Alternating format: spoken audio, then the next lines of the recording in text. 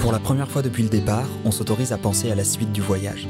Jusque-là, on avait toujours considéré que Berlin serait notre point d'arrivée définitif, sans doute par peur d'être déçus si un imprévu nous empêchait d'aller au-delà. Mais au fur et à mesure que la ville se rapproche, l'idée de poursuivre le périple fait son chemin.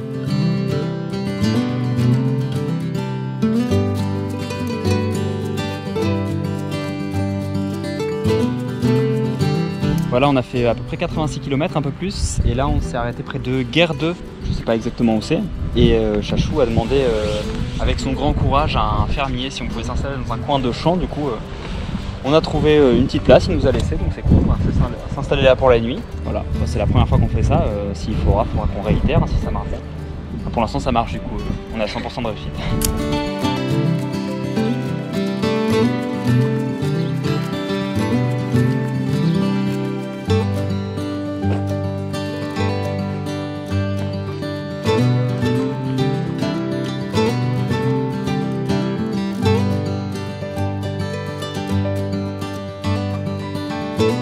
Depuis notre départ d'Amsterdam, on a définitivement quitté l'Eurovélo 12. On essaie donc de suivre les itinéraires cyclables qui relient toutes les villes que Google Maps nous indique. J'arrive pas à aller droit.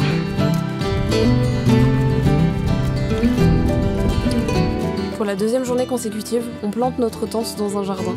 Il faut dire que le fait de parler un peu allemand facilite le contact avec les gens que l'on rencontre.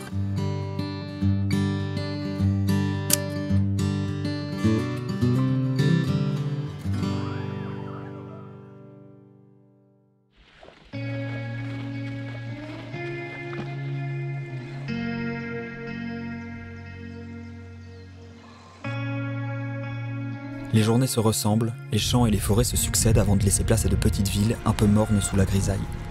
Avec l'ennui vient pour moi l'envie de me projeter dans la suite de l'aventure. Je pense à Berlin, aux autres pays qu'on pourrait visiter, avant de me rappeler que rien de tout ça n'est garanti. Donc même si le paysage est monotone, j'essaye de profiter comme je peux de l'instant présent.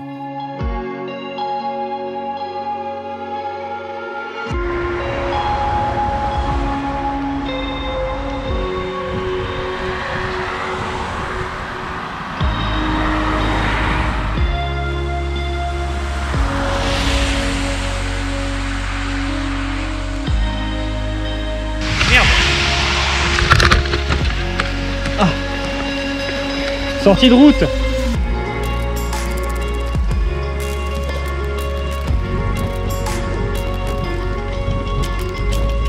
Bon, il pleut toujours, c'est pas très violent, mais ça a l'air d'être parti pour durer, donc on fait avec. Et là on a fait une petite pause d'une vingtaine de minutes à côté d'une station-service où on avait une petite table à l'abri. Et après il a fallu là renfiler les vestes de pluie bien humides, bien froides, donc c'est pas le moment le plus agréable. Et puis on est reparti, on a fait 63 km à peu près, donc c'est déjà pas mal.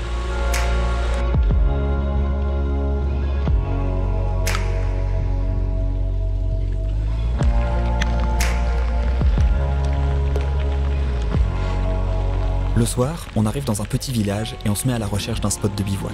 C'est alors que l'on rencontre Klaus qui nous propose d'abord de camper dans son jardin avant de nous inviter à poser nos matelas dans sa véranda. Après une journée à pédaler sous la pluie, le fait de pouvoir prendre une douche et de dormir au sec nous apparaît comme un luxe incroyable.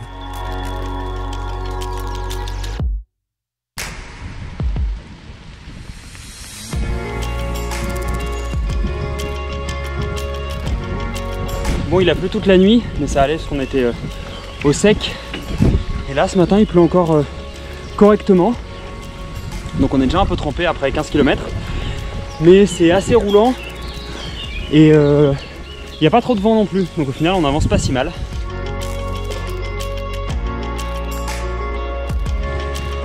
On en chie 2 km de pavé comme ça.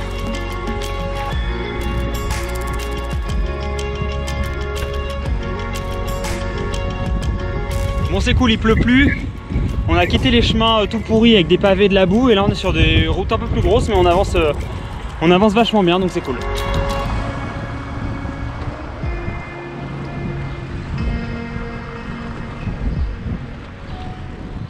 On vient de passer Stendal On est à 96 km et là il s'est remis à bruiner un petit peu, donc c'est pas trop violent, mais on espère que ça va pas trop empirer.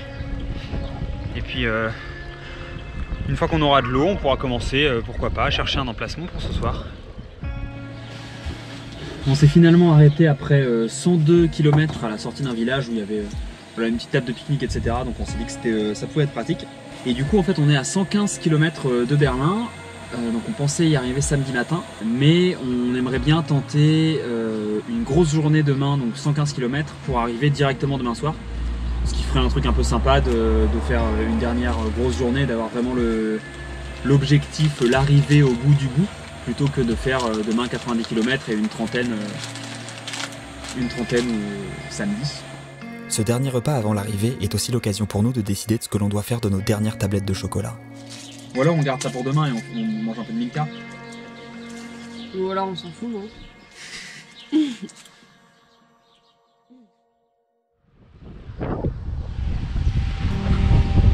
Ça y est, il est 8 h et on est parti pour 115 km, direction Berlin. Dernière étape.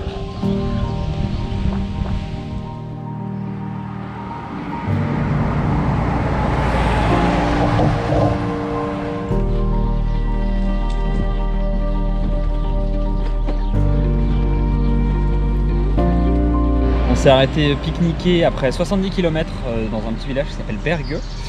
On est à peu près 50 km de Berlin, donc c'est cool, on a vraiment bien avancé ce matin, il fait beau en plus.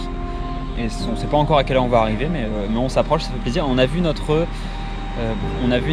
premier panneau Berlin aussi, qui est fléché à 50 km, Berliner Ring. Et ça fait plaisir aussi, parce qu'on a fait quand même 1600 km, et là de voir enfin un panneau qui nous dit que c'est à 50, c'est cool. Pendant toute l'après-midi, on poursuit notre route vers l'est. On dépasse quelques villes avant que la route ne nous emmène à travers une dernière forêt. Et puis soudain, alors que l'on navigue entre les lotissements, on aperçoit le panneau que l'on attend depuis 3 semaines.